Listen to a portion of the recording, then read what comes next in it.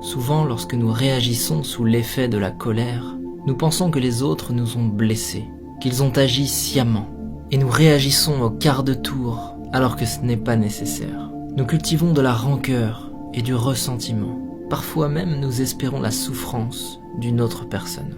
Mais en faisant cela, nous ne faisons que nous couper avec la lame de notre propre rage.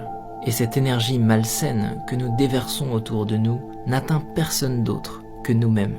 De tels sentiments sont souvent inoffensifs pour ceux dont ils sont la cible et profondément néfastes pour notre propre cœur. Lorsque nous réagissons sous l'effet de la colère, plutôt qu'avec compassion, personne ne gagne. Ignorer la négativité est toujours plus sain. Pardonner, accepter et laisser passer est toujours plus habile. Se concentrer sur la création plutôt que sur la destruction est toujours plus sage. Et il est plus noble de bâtir la vie que nous voulons, plutôt que de chercher à détruire celle que nous ne voulons pas. Si quelqu'un se comporte mal avec nous, plutôt que de réagir avec agressivité et violence, peut-être devrions-nous comprendre ce qui est en train de traverser cette personne et faire preuve d'écoute et de compassion. Peut-être que sa journée est difficile. Peut-être que toutes ces journées sont difficiles.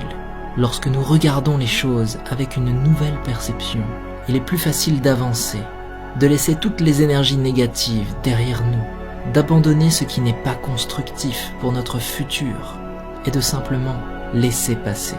Nous devrions avancer avant que la colère nous consume et nous détruise comme le serpent.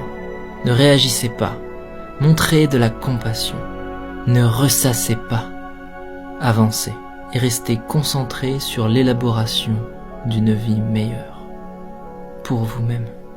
Ainsi s'exprime la métaphore du serpent et de la scie. Une petite histoire facile à raconter et que tout le monde peut s'approprier.